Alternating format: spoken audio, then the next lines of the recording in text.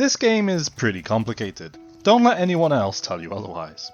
If you clicked on this video, you likely played a character and felt incredibly overwhelmed by everything going on. I'm here to let you know which characters you should avoid playing for your first 10, 20, 50 or so games as you get to grips with the basics, and why it will be helpful to focus on simpler characters. Also, I personally disagree with some of Valve's rankings of their own characters based on my own experience. Do keep in mind though that you absolutely don't need to follow my advice. If a character is really cool or interesting to you, it could be more fun to just tough it out and stick with them. But if you find yourself struggling, that's what I'm here to help you with.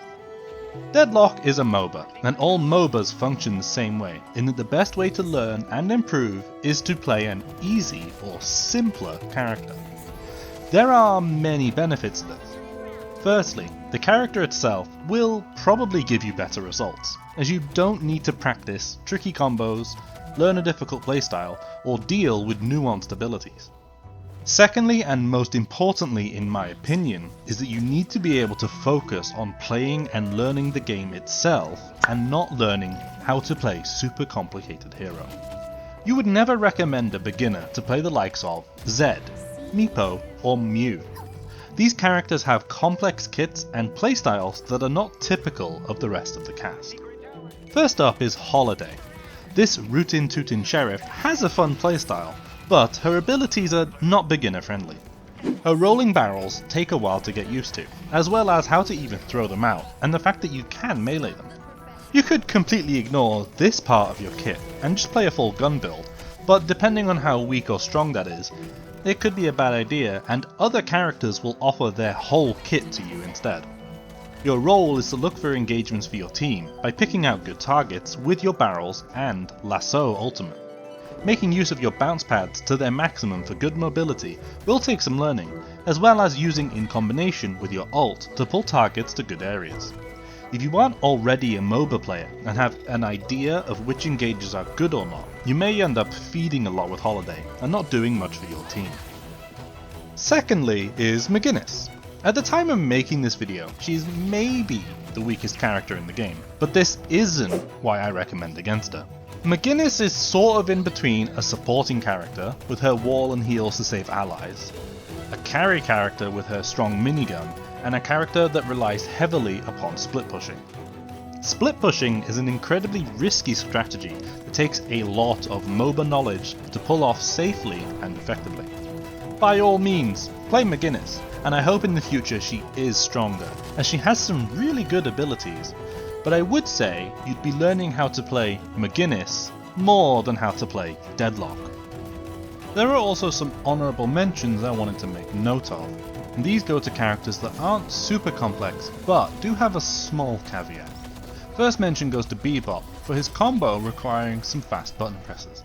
Hook into bomb into uppercut will take at least a bit of practice, but mostly for Bebop is the fact that his weapon needs to be charged up for half a second or so before it fires, which may make last hitting souls a bit awkward. Second honourable mention is for Lady Geist, as her abilities cost her health. If you aren't careful, you could end up overspending on your precious HP resource and leaving yourself vulnerable. You also are encouraged to stay at a lower health to get big value from your ult. This could just end up getting you killed if an enemy finishes you off before you react and swap health pools with them using your full.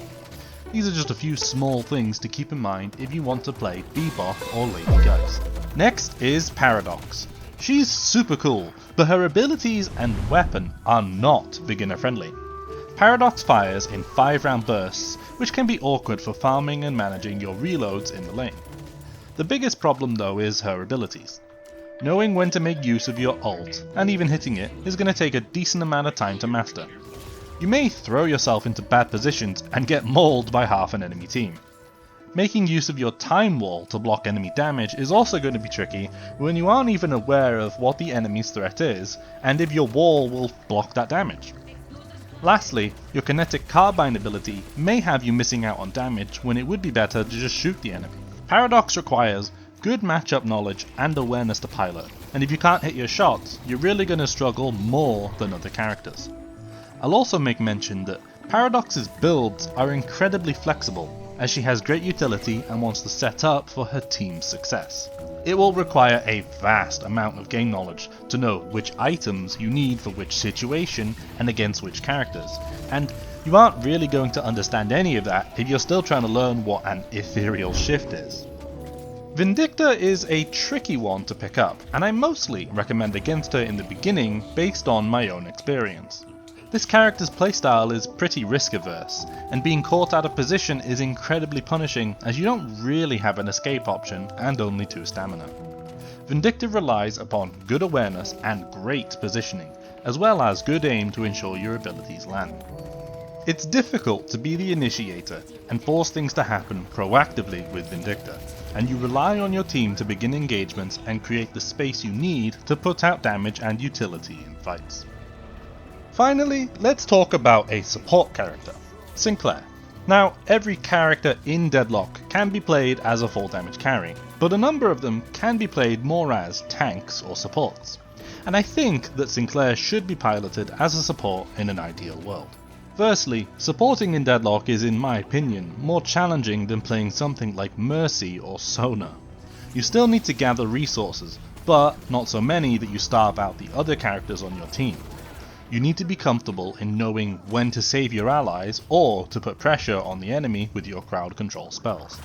For the most part, Sinclair's 1 and 3 are not that bad. Deal damage, debuff, and turn enemies into rabbits so that they can't fight back and take more damage. Simple enough. But the main concern is making use of your assistant to its maximum potential, as well as Sinclair's ultimate ability. Sinclair doesn't have his own ultimate in Deadlock.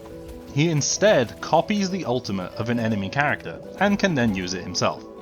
If you still don't know the ins and outs of each other character in the game, you won't know whose ult is good to take, which ults are good in what scenario, and how to actually make the best use of those ultimates. If the enemy has Mo and Krill, sure, grabbing combo and applying it to an enemy carry is straightforward. But making use of an ultimate like Death Slam from Lash, or Airdrop from Ivy, or Goo Ball from Viscous may be a bit confusing. It's also worth considering that some ultimates work better on the character they initially come from, as their other abilities can supplement and support that ultimate, which Sinclair doesn't have access to those spells. I'm not going to say that all the ultimate abilities in Deadlock are that complicated or weak, but knowing what they are and do is not something you can expect in your first 10 games, where you might not even see the full roster of characters. Also, in time, as the roster grows in size, there will be more and more things to keep track of when wanting to play Sinclair. Thank you so much for watching. If this was helpful to you, I'd appreciate a like on the video, and if you're looking for some starter character suggestions from me, check out the associated video.